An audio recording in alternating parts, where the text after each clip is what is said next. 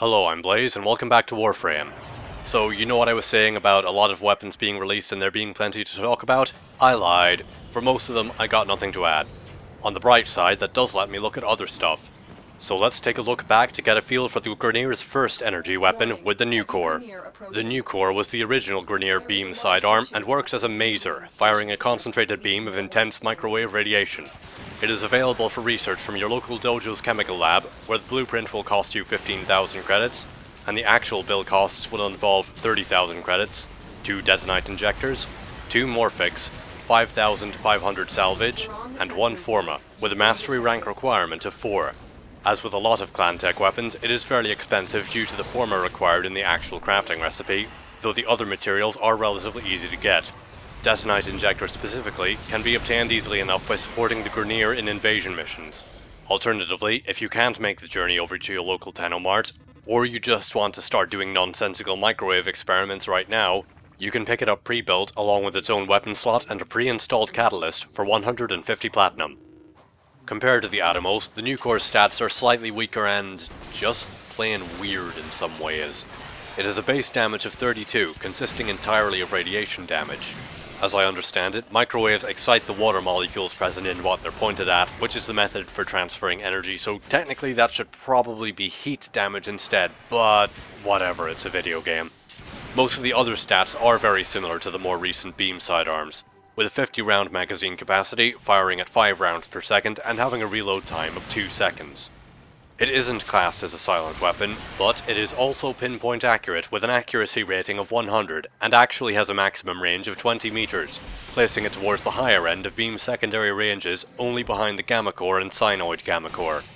The Nucor does have a high status chance at 20%, so it's a decent status weapon as well. However, this is where things get weird.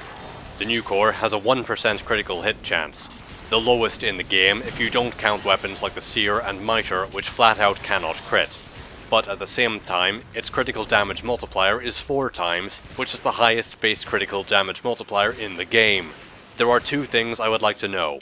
1, which person on the dev team came up with this idea, and 2, exactly how much maniacal laughter was unleashed as this was being implemented. I will say, however, that the one galling thing is that while it takes a forma to build, it does not come along with any innate polarities. The Nucor is by no means the only weapon to do this, but I am most definitely going to complain about it. Formas aren't especially cheap, and it would be nice to feel like the weapon pays back the worth of the forma used to craft it, rather than doing exactly nothing with it. All that aside, I said that this was a decent status weapon.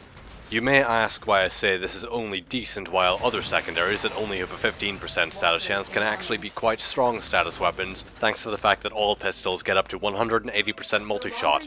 The answer to this lies in the fundamentals of how beam weapons work.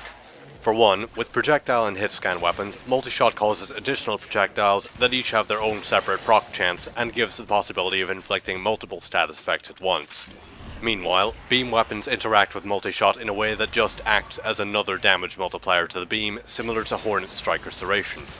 The arsenal screen does report an increased status chance, but in actual use it doesn't mean much.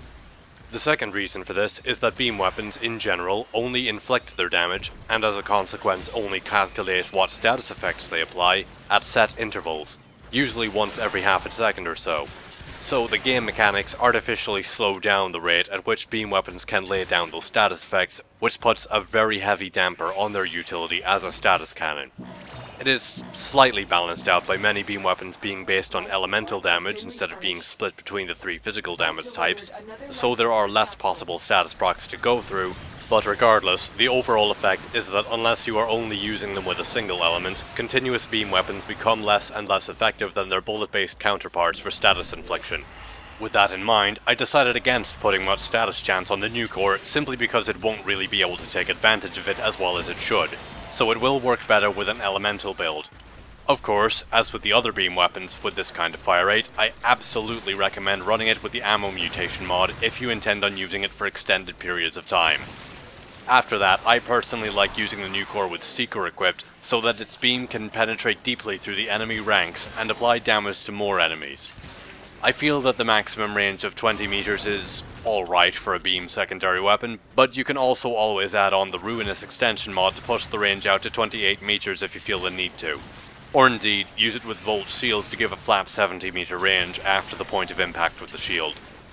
Okay, I think that's all the nitty-gritty out of the way. Time to talk about how funky this thing looks. The beam itself has a really cool ring pulse effect going along the ray, which is pretty mesmerizing to look at. Although sadly, I must say that it does make aiming at distant targets a bit harder because they obstruct your vision. It's not too bad usually, but good lord, I tried using this with Mirage and I couldn't see shit. Still better than the pure vision obstruction of the Atomos though.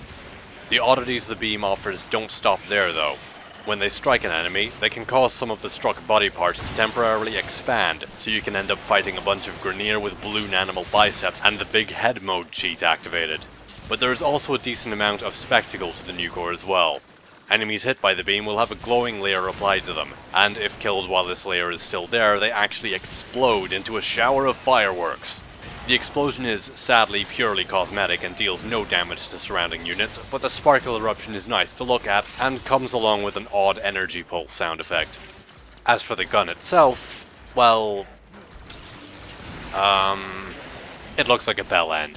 Come on, try and tell me that the business end does not look like the end of a wang. This is just silly. I mean, okay, lots of things look phallic nowadays, but this is literally the end of a penis. It's a giant knob that you point at your enemies to make them start smacking each other around.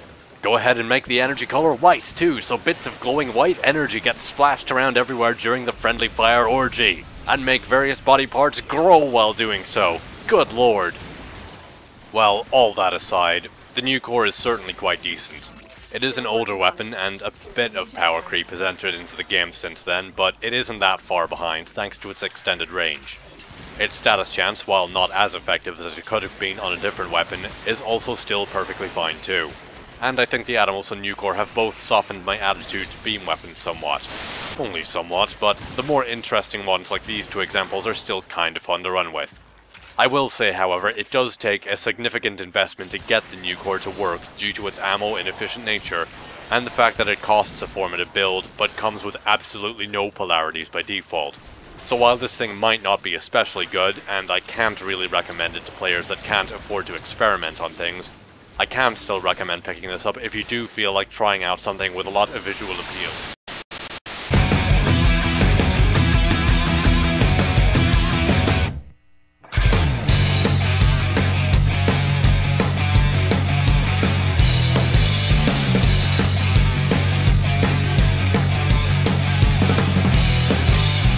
While the Nucor's crit stats may have been something of a developer joke at the time of its introduction, times have changed. With the introduction of Trials came with them Arcane Knowledge, and one completely changes the nature of the Nucor. Arcane Avenger adds a flat 30% critical chance to all weapons for 8 seconds, with a 14% chance every time you take damage at the maximum rank, giving the Nucor 31% critical chance, opening up its 4 times critical damage multiplier for use. Combined with Target Cracker, the damage multiplier goes up to 6.4 times, and with the addition of Hollow Point on top, it will peak at an 8.8 times damage multiplier, putting even the Soma's critical damage to same. It will only work for Warframes that can tank hits, and it requires getting your hands on 10 of the Arcane Avenger modules, which is a very significant investment. But when done so, the Nucor transforms from a quirky ray gun into a weapon of mass destruction.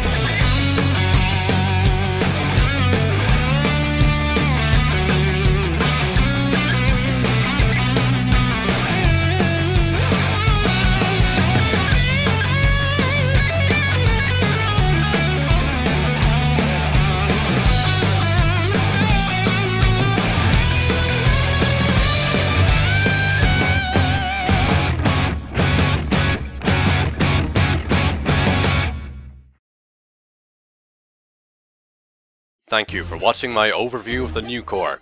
I ran a little long, but there was a fair bit to talk about. All comments are appreciated, and I hope to see you around next time. For more content, feel free to click the little preview windows to go and watch my videos on the other Grineer energy weapon, the Atomos, or the Tonkor grenade launcher. And as always, good luck, have fun, and take care.